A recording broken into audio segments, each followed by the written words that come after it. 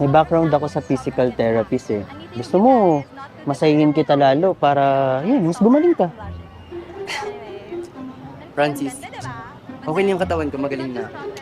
Alam mo, Jared, di mo sure. Malay mo, or ganito na lang.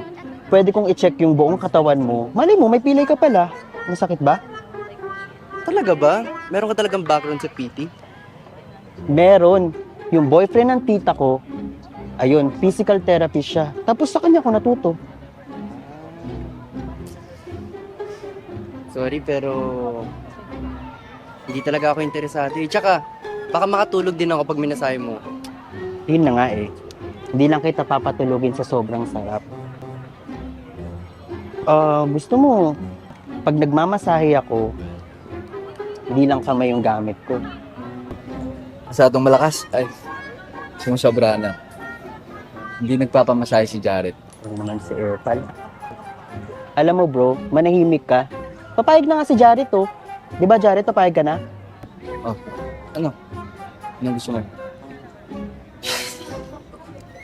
Francis, di ako interesado, okay? Hard pass.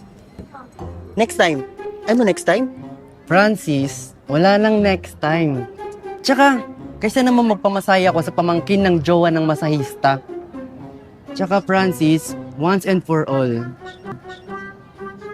hindi talaga ako interesado, okay?